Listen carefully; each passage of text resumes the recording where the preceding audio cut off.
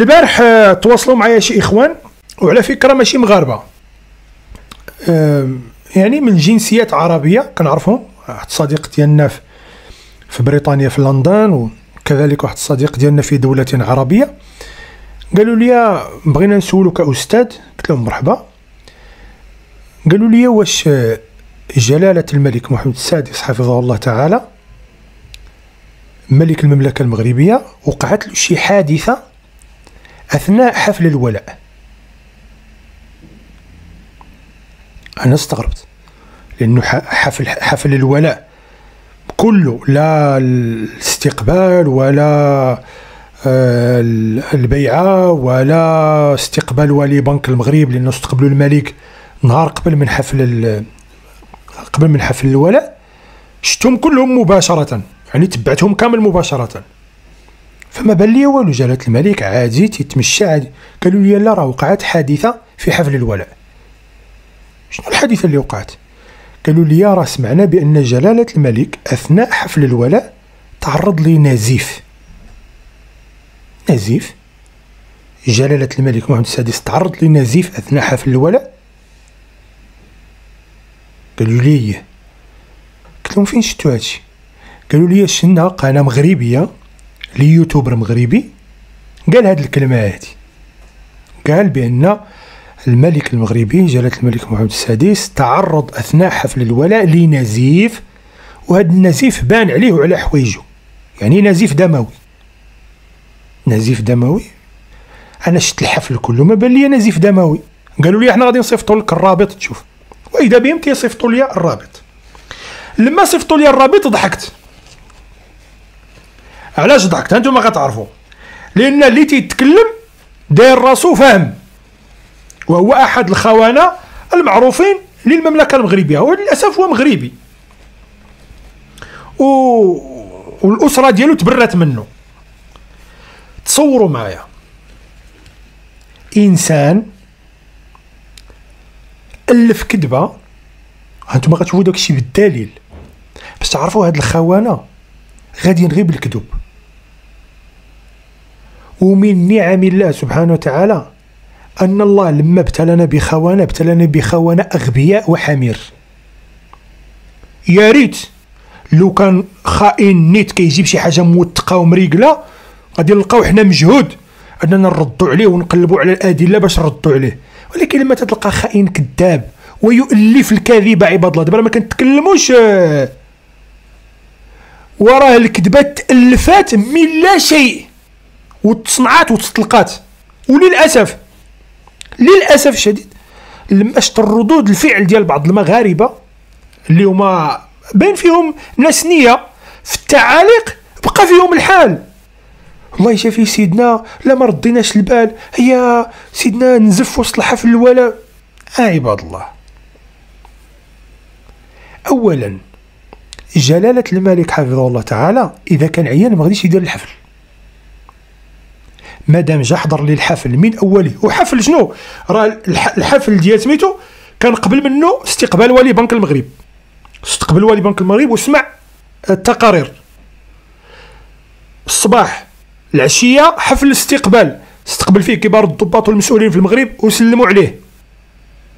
الغد ليه في الصباح حفل البيعه، في العشيه استقبال الافواج ديال الضباط الخريجين، تقريبا 3 ديال الافواج 2020 و21 و22. فهاد الانشطه الملكيه اللي دارها على مدى يومين متتابعين، انشطه راه فيها بزاف الخدمه، الاستقبال الاول والثاني والثالث والرابع، ميمكنش يديرها هو عيان، ميمكنش يديرها هو مريض. فاستغربت. فلما دخلت لقيت احد الخونه المعروفين، معروف عند الكرا، هذا من بين الخونه اللي الكراغيله مطلعين له الجوكر. اسمعني دابا، وهو بدر العيدودي. بدر العيدودي ربما البعض منكم يعرفوا، بعض منكم ما يعرفوش. هذا من بين احد الخونه المغاربه المنفصلين والذين يدعون الى اسقاط الملكيه. دابا المشكل فين كاين؟ المشكله بدر العيدودي أنك تكذب الكذبة وتصدقها. سمعوا الكذبة اللي قال وسمعوا الرد، كذب جوج ديال الكذبات متوالية وحلف عليهم، وهذا هو الخطير في الأمر. احنا عارفين الوعد والوعيد القرآني والنبوي في اللي تيكذب. أقل توعد قرآني للكذاب هو قول الله عز وجل: إنما يفتري الكذب الذين لا يؤمنون. من خلال هذه الآية غادي يكون هذا الخائن بدر العيدودي خارج دائرة الإيمان، هذه بنص القرآن، هذا نص قرآني. إنما يفتري الكذب الذين لا يؤمنون، الله قال. فأنت بدر العيدودي تكذب الكذبة وتحلف عليها وتنشرها وسط الناس على أنها حقيقة، وكذبتي الكذبة الأولى والثانية. يعني هذا هو سطاج الوحش عندكم في المعارضة، هو تكذبوا على الملك وتكذبوا كذب. يا ريت لو كان كذوب ممكن، فهمتيني؟ شوفوا الكذبة ونشوفوا الرد ديالنا فيها. جليا بأن الملك محمد السادس يعاني مشاكل على المستوى الصحي لدرجة أنه نزف حقيقة اليوم خلال حفل الاستقبال بالمناسبة ديال عيد العرش. نزف أثناء الاحتفال أو الحفل ديال الاستقبال الملكي.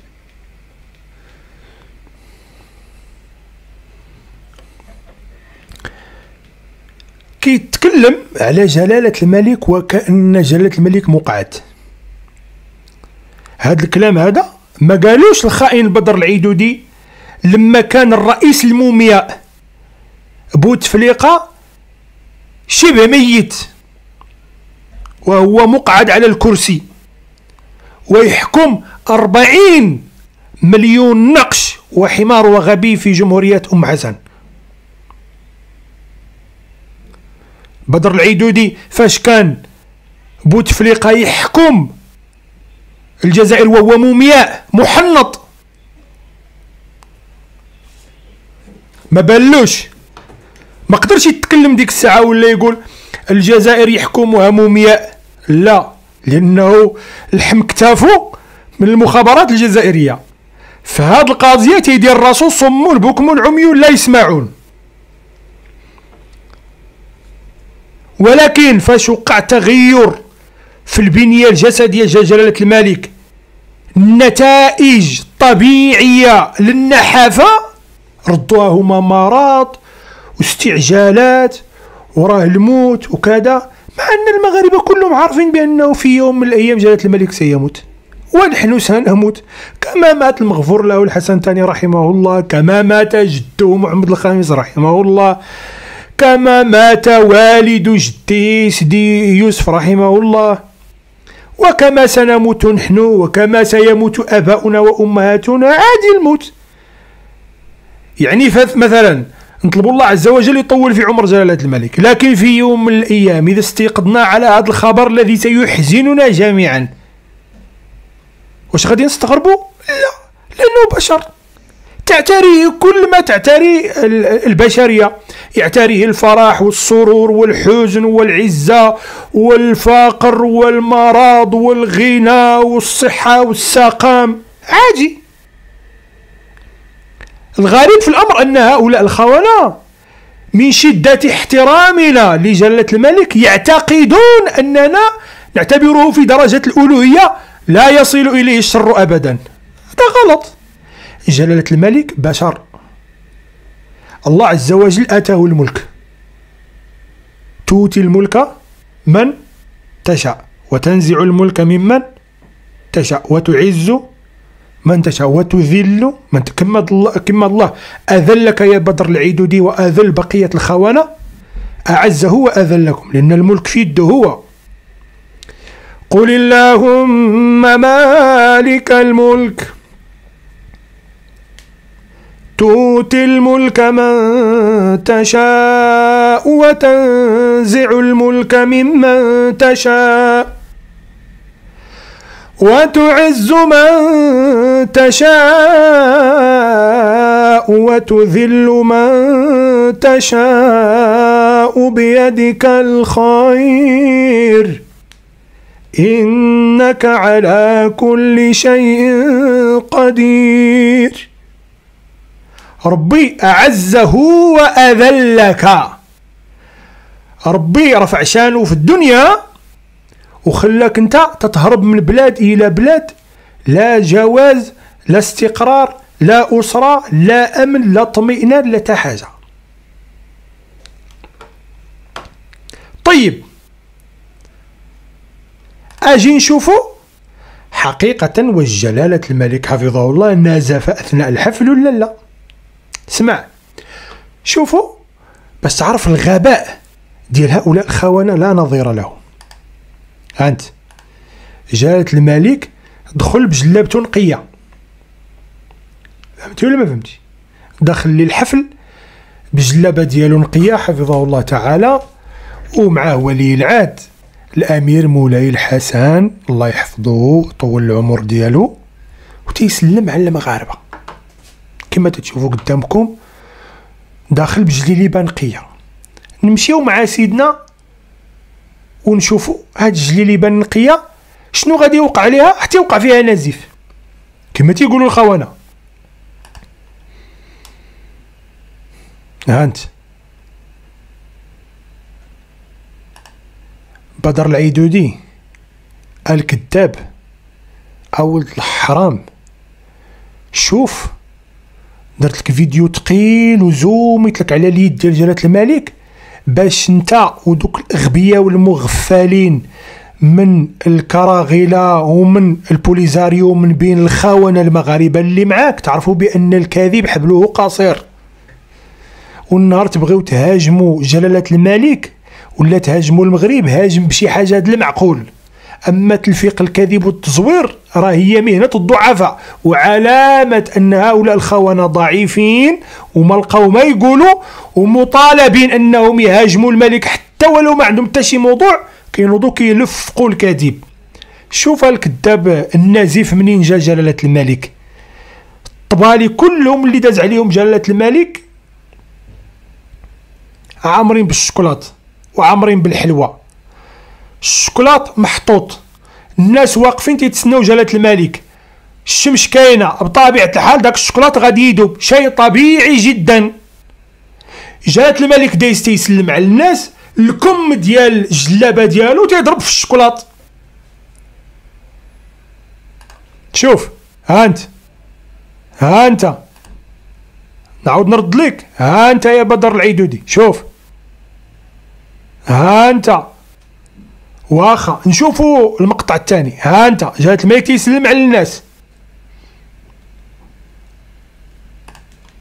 ها انت شوفوا بطبيعه الحال هاد الحلويات والشوكولات والله بدر العيدودي الا كليتيه في حياتك والله واخا يعطيوك الكراغيله فلوس الدنيا ودي الا قدرتي تجيب هاد الشوكولاته بعدا. هذا الشوكولاط ملكي، هذا الشوكولاط راه ما تيتصاوبش اللي عنده الفلوس باش تفهم.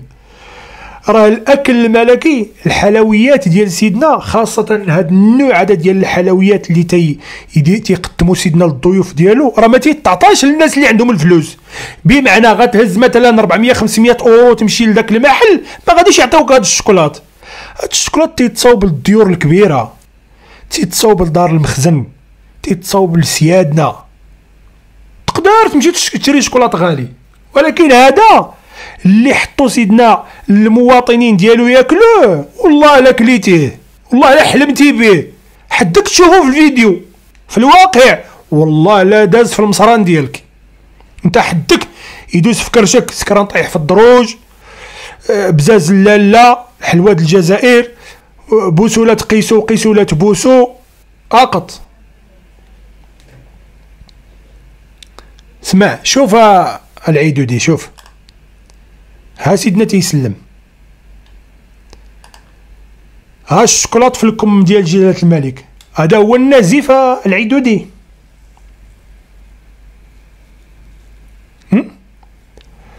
دابا العيدودي بغيت نفهم واحد القضيه، واش هاد الشوكولات هذا اللي في الكم ديال جلالة الملك ومنقطلو على حوايجو هذا هو النازف؟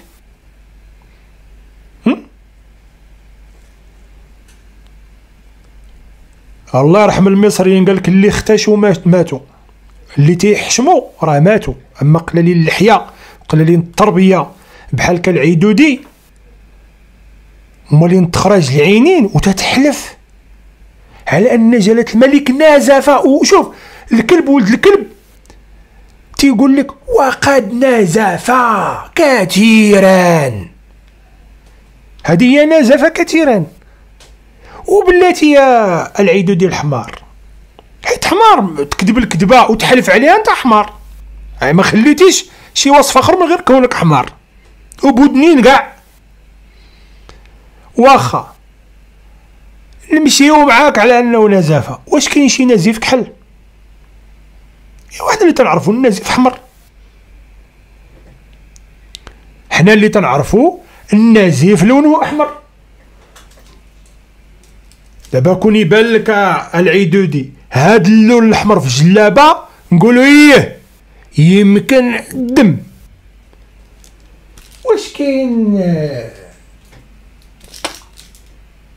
واش كاين شي نزيف اللون ديالو كحل وقهوي؟ ها واش كاين شي نزيف كاين شي دم بلون ورائحه ومذاق الكاكاو؟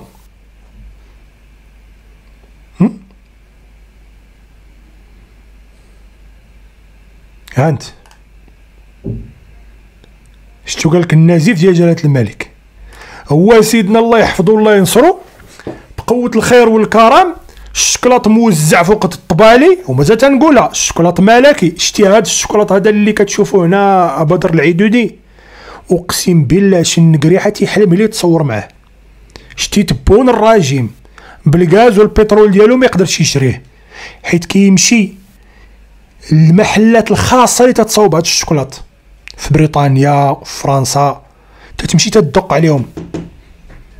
اسمع تدق عليهم تتقول لهم بغيت الشكلاط بحال اللي دابا لي رويال ديال لو غوا دو ماروك، تيقول لك لا سير بحالاتك. علاش؟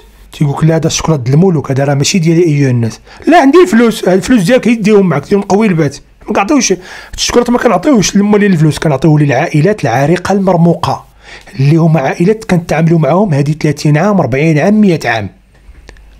واش فهمتي يا العيدودي ولا ما فهمتيش؟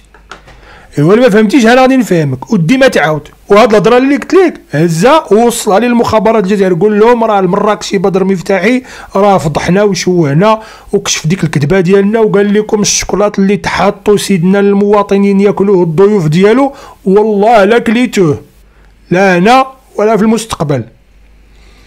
حدكم نتوما الا جيتو نحطوا لكم غريبه، حتى الغريبه غاليه عليكم.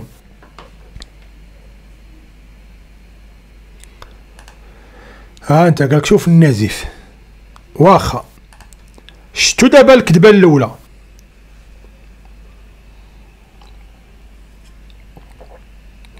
واخا راه تشوفوا الكذبه الثانيه.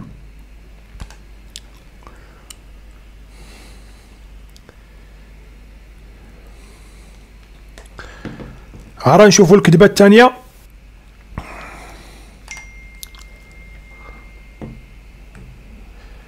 الله يا ربي.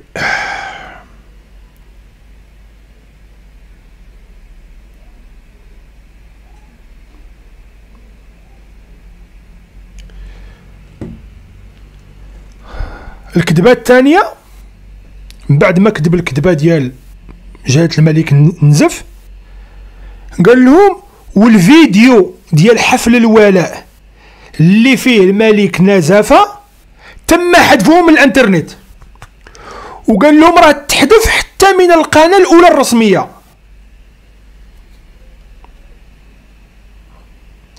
دابا انا بغيت نعرف، والسؤال غادي نوجهو لهؤلاء الخونه بدر العيدودي والرباعه ديال النصابه والشفاره،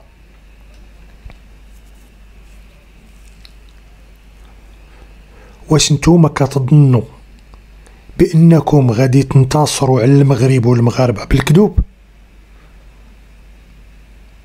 واش كتظنوا بان المصداقيه ديالكم غادي تكبر عند المتابعين ديالكم، خاصه ربما بعض المغاربه اللي ما عارفينكمش بالكذوب؟ قول الحق وخرج كل سبع وكلني، ولكن تكون ضبع وتبدا تمثل وتكذب عندها معنى. شوفوا الكذبه الثانيه وشوفوا كيفاش كيأكد عليها، مع انني غادي نفضحوا دابا لايف غادي نشوفوا واش هذا الفيديو تحذف ولا ما تحذفش. تم حذف الفيديو. شوفوا راس البوطه تيتكلم وحناكم مزنقين بالدينار الجزائري وتيقول لك تما حذفوه وتيتكلم قال لك اسيدي هو هذا الفيديو هذا اللي حيت هاد اللقطات اللي جبت لكم وتا هو راه عرضها عنده في القناه ديالو. قال لك دابا هاد الفيديو هذا كاينين شي اخوان دابا كيتكلم بحال السيد خدام في المؤسسه ديال الهاكا، قال لهم راه شي اخوان هما اللي شدوا الفيديو وخبعوه عندهم لانه راه الفيديو تمسح والمخابرات المغربيه مسحته من كل القنوات. والله ينعل ما يحشم. اسمعوا بعد ما توصلت انا بالفيديو سابقا يعني الاخوه والاخوات مشكورين دائما بانهم تخلوني يعني في قلب الاحداث. بعد ما توصلت بالفيديو، الفيديو تم نقله وبثه بقناه الاولى الرسميه CNRT الرسمي، تم حذفه حاليا ولا يستطيع ولا يوجد حقيقه، بل اكثر من هذه المساله الذي يتوفر على ماذا؟ على الرابط لن يستطيع الولوج لهذا الفيديو.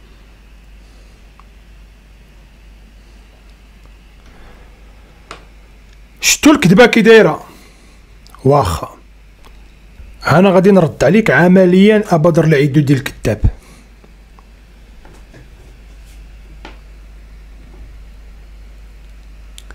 هانا لايف، هانت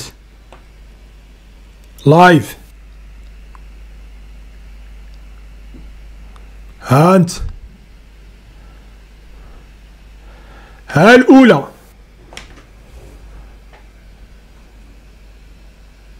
ها أنت العيدودي. ندورو هداك دابا باش يبان الإخوان والأخوات. ها الأولى، ها الفيديو، ها الفيديو في الأولى. تستظل المملكة المغربية الشريفة هذا اليوم بذكرى وطنية مجيدة حافلة بدلالات وحمولات تاريخية وزنة تجلي عمق. ها أنت، ها أنت السيد محمد، ها أنت la révérende pasteur Karen Thomas Smith, présidente de l'église évangélique au Maroc. ها أنت القناة الأولى، ها أنت